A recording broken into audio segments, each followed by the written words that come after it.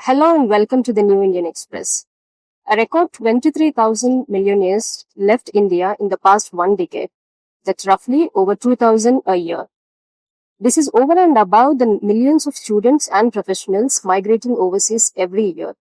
Now, despite the rise in drain of knowledge and now wealth, there's hardly any metric that quantifies the impact of it. A new book, Secession of the Successful, extensively chronicles the reasons behind it. Its author, Mr. Sanjaya Baru, who is also a political commentator and policy analyst, is now with us to share further insights.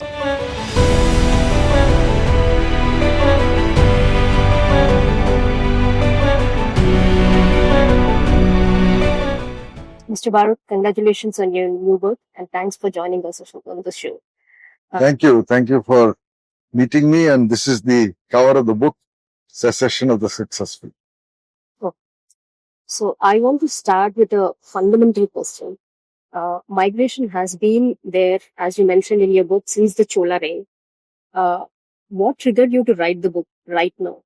Is it really a matter of policy concern now? Was it not earlier? Well, first of all, you are right that migration is a natural phenomenon for centuries, right from beginning of man, right? People have moved all over the world. So that's not what I'm looking at. I'm looking at a phenomenon of fairly large-scale migration, which is something we see happening right now, with literally thousands and thousands of people migrating. And in the case of India, this kind of large-scale migration happened in three phases. I record these three phases. The first phase was during the British rule, when from around the middle of the 19th century till the first quarter of the 20th century, large numbers of Indians were taken out as indentured labor to various colonies of the British. In fact, of the Europeans, the French colonies, Dutch colonies. And literally, millions of Indians went out to islands ranging from Fiji in the Pacific to Mauritius in the Indian Ocean to Trinidad and Tobago and Suriname in the Atlantic. And they constitute what we call the persons of Indian origin, which is about 20 million people around the world. But in the middle of the 70s, after the oil crisis, when the Gulf boom and huge construction work started across the Gulf, large numbers of Indians went in search of work. And of course, Hyderabad was one of the places from which they went, but Kerala and Karnataka also saw large numbers of people going. And literally again, millions. And now we have about 8 million Indians living in the Gulf region, right? So this is the second wave of essentially skilled or unskilled workers. Around the same time, in the 70s, we begin a process by which middle-class professionals, doctors and engineers, begin to migrate. And that was facilitated initially by the decision of the United States to liberalize their immigration policy because they needed these doctors and engineers. And they looked at India as a source.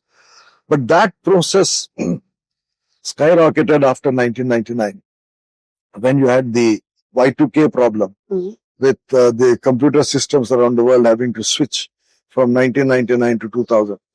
And India had lots of trained computer software guys and engineers. So companies like Infosys, Wipro, TCS, they all came up responding to this demand. That was another wave.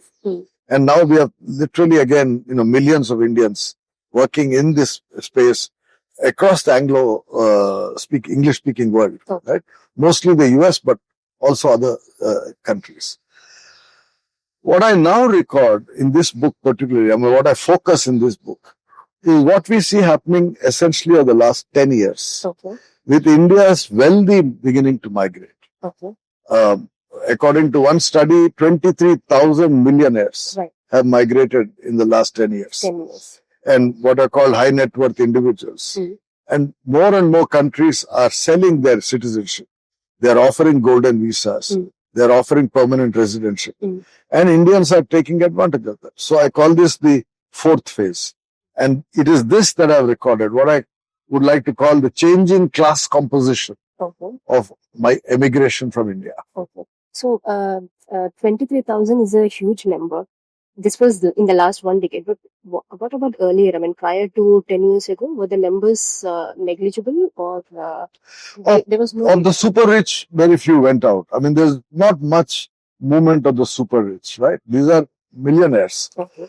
So what you see in the second phase from the 80s, 90s up to the 2000s, the first decade, is essentially middle class professionals, Okay. you know, and working in various range of professions, mainly doctors and engineers, but also in the field of finance, Okay. in sciences. So across different professions, this emigration of the wealthy is a recent phenomenon. So are we also to understand that the number of millionaires in the last 10 decades have grown proportionally? Yes. Also? Yes. I mean, all the data shows that after what we call the boom years, when the Indian economy recorded the highest rates of growth from 2003 to 2012, okay. those 9 years, almost a decade, okay. Of 8% growth. Yes.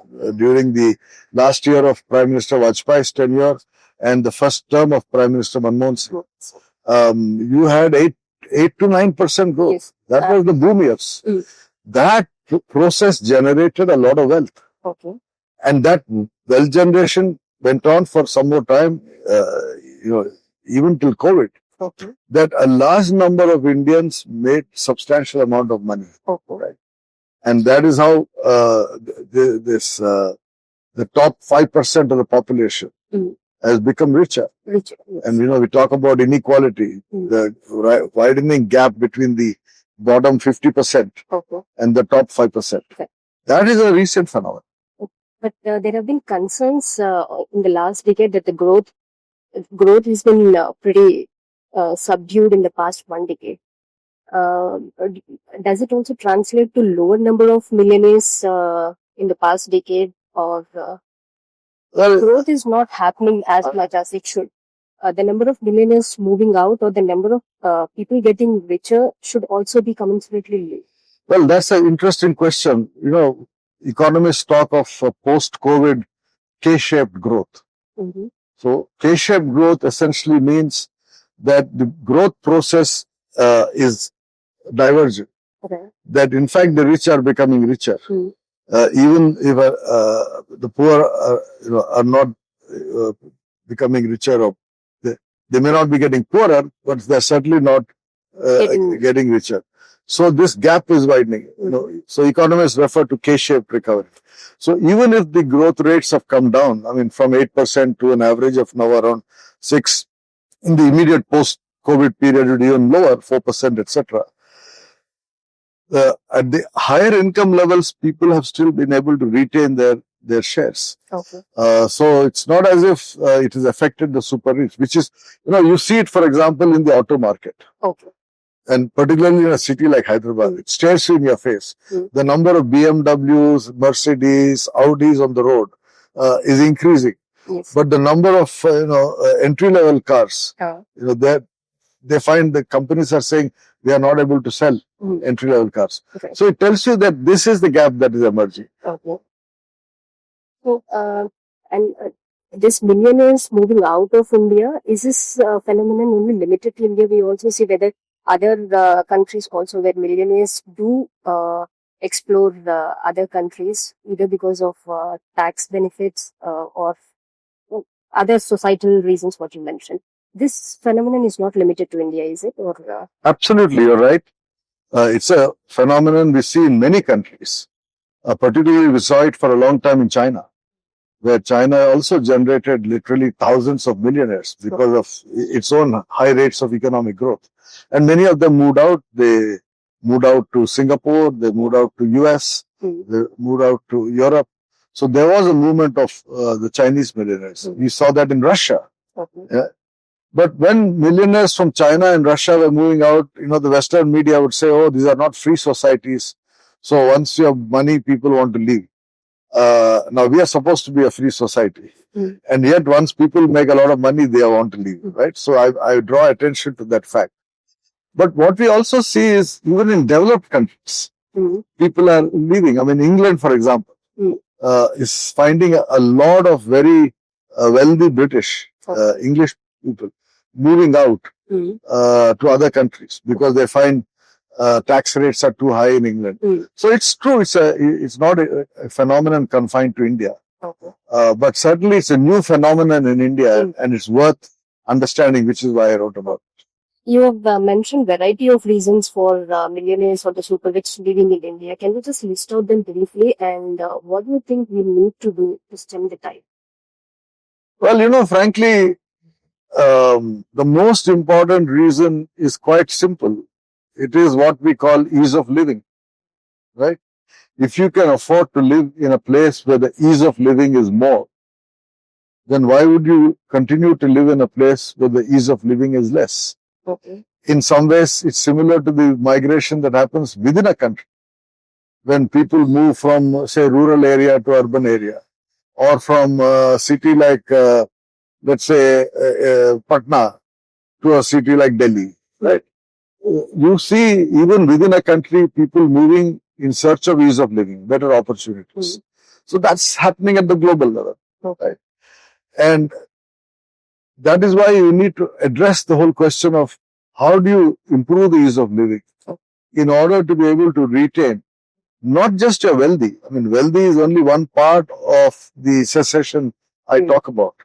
But I'm more concerned about the migration of the brainy people, of the talented, right?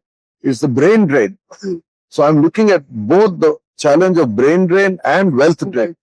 And wealth drain is a problem, but I don't think we should only worry about wealth. We should also worry about the number of talented people leaving the country in search of better opportunities.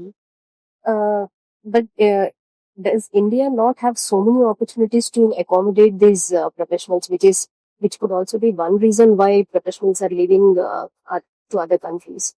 So that's right. Onus is on the government or the private sector to create opportunities for them. What do you think? Absolutely. I mean, the onus is certainly on us at home, on government, state government, central government, private sector, institutions, universities, research laboratories. The onus is on us to improve conditions here that make it attractive for talented people to remain in India, right? So I make 2 points on this. One, the challenge for the government is in fact to retain talented people. On the other hand, we find governments are now actually encouraging the export of talented people. I mentioned the fact that recently the foreign minister launched a private sector initiative called GATI, Global Access for Talented Indians. Why should the government be assisting a private company that's exporting talented Indians? Yeah, as you mentioned, taking pride in the fact that export of talent and capital is happening. Now, even what are called global capability centers, GCCs, and Hyderabad has become a very important center along with Bangalore and Gurgaon. Now, GCCs right now are essentially catering to multinationals. They're working for American multinationals, right? And I make the point, there's a chapter called Indians in MAGA, right? So actually Indians are contributing either directly living in the United States or indirectly working for American companies for making America great again. And I say, how do we make India great again using this talent? And what should we do at home in order to be able to attract talent? That's the question I raise. This professionals migrating has been there for the last, as you mentioned, it started in 70s, 80s, and then it started. So many decades have passed. Why do you think we are unable to stop that drain of knowledge? I think, first of all, the fact is that in the 70s and 80s, we were at least worrying about the problem. I record the fact that very distinguished economists like Jagdish Bhagwati, etc., were writing about brain drain, were worrying about brain drain. They were proposing ideas for restricting brain drain, right? After the 80s, we simply gave up. And, I quote one economist called Deena Khatkate, who used to work in the International Monetary Fund. And he wrote an article around that time in the Economic and Political Weekly, saying that it's better for India to get rid of these people, otherwise they'll be here and they'll be frustrated, and frustrated people create problems.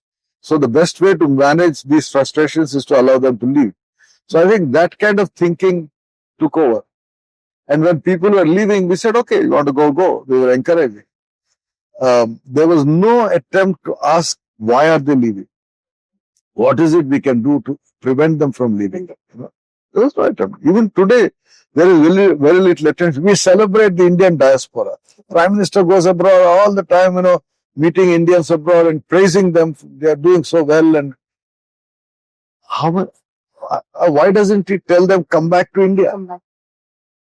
Because he knows if he says that, they will all turn away and, go, walk away. It means government is actually not interested in retaining this talent, and also there are not many opportunities as such to hold this talent is what I think it's partly to do with the fact that the government is not able to inspire the talent that is leaving. In fact, I quote Devesh Kapoor, who's a very distinguished economist in the US, who talks about, why would the elite prevent elite migration? Okay. Right? After all, what is happening? These are the Indian elite. Professionals come from the top 5% of that. That's the elite that's running the country. If you look at the entire, leadership of various sectors, business, government, politics, academia, and you ask people, where are your children? An increasing number would tell you they are overseas. So it's the elite that is actually migrating. So how would you expect a government run by this elite to prevent the migration when it's their own children are leaving, right?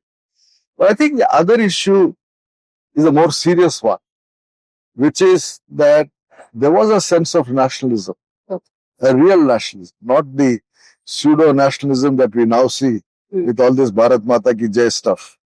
In the 50s, after independence, when very distinguished Indians came back to India, I mean, Homi Bhabha came and built your physics, the nuclear program. People like Vikram Sarabhai came and built your space program. H.N. Setna, Jan Chandra Ghosh, the whole lot of very eminent scientists, mathematicians, physicists, etc., came back to India in the 50s because they were inspired by this whole thing of, India is independent, thrown the British out, and we want to build a new India. Okay. I don't see that sentiment today. I don't see, Indians coming back and saying, we want to build a new India. They're all sitting outside and saying, India is going to be, fourth largest economy in the world, right? But we will be outside. We will be outside.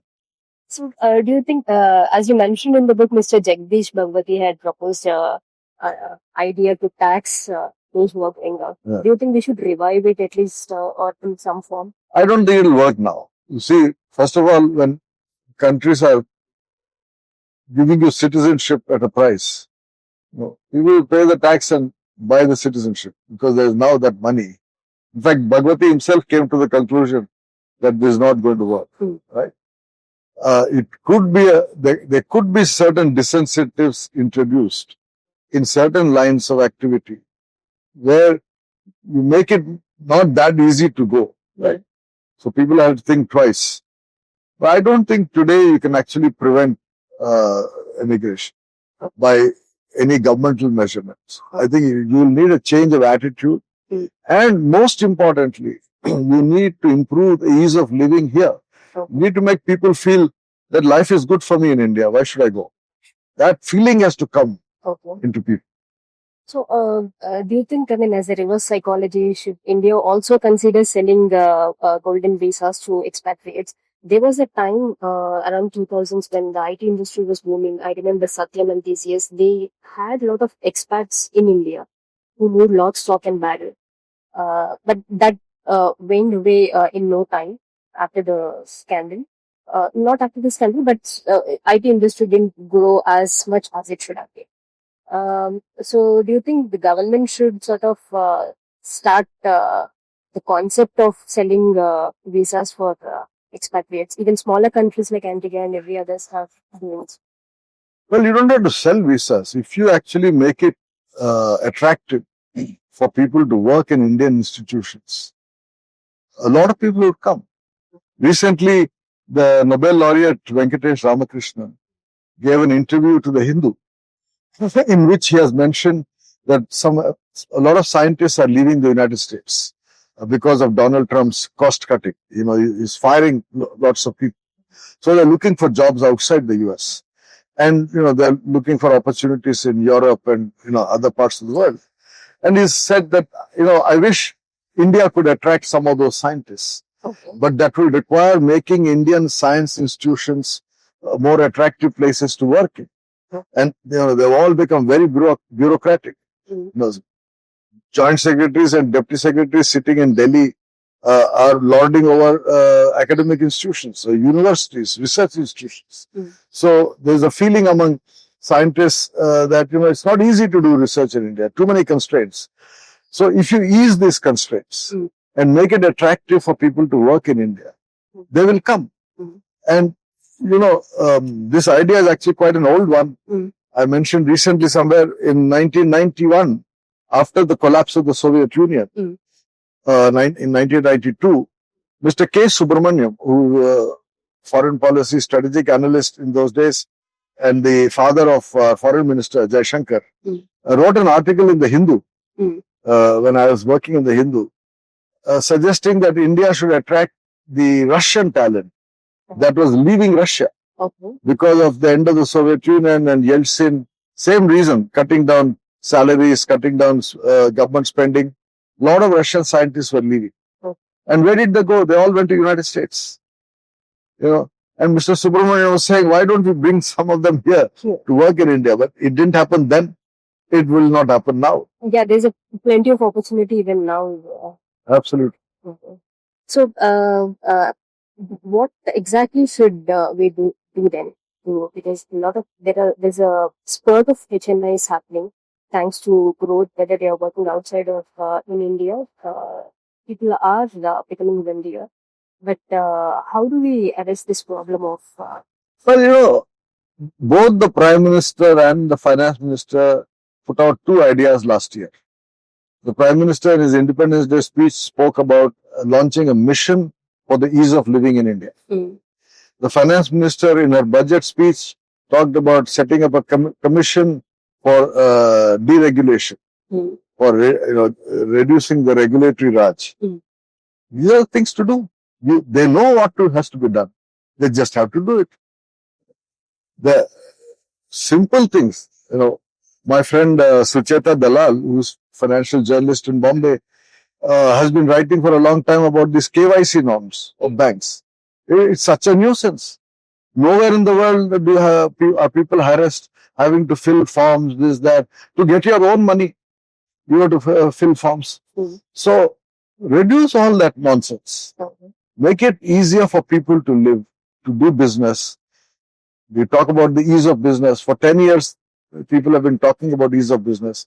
Now they're talking about ease of living, about ending regulation raj.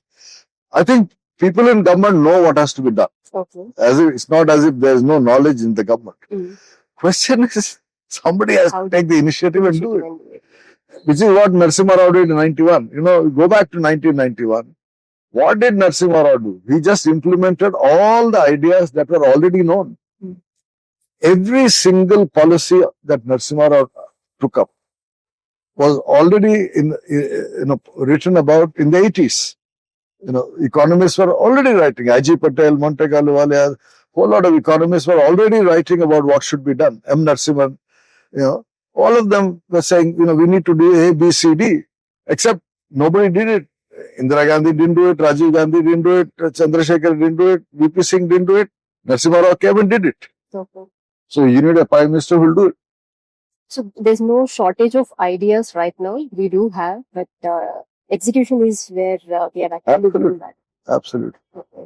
And as for this migration of the elite and the high net worth individuals is concerned, more than the high tax rates, the reason could be because of the regulatory arbitrage or intrusive execution by the government is what you're saying. That's right. So, any message for policymakers from your side? Because the book has extensively recorded, there's a lot of theory in it, but it's stopped short of giving some suggestions or... No, these are the suggestions I've mentioned already. I've mentioned what needs to be. But the message here is from Mr. Narayan Murthy, the founder of Infosys, who has written on the back of my book, saying it's a must read for every Indian policymaker. So let them read the book. Last question, on a lighter note, given this book is all about the Indian diaspora, will there be a soft launch for the overseas for the Indian? No, I don't think. It's been a long time since I've traveled outside India, so I don't see myself doing that. Okay, nice talking to you. Thank you for it. Thank you.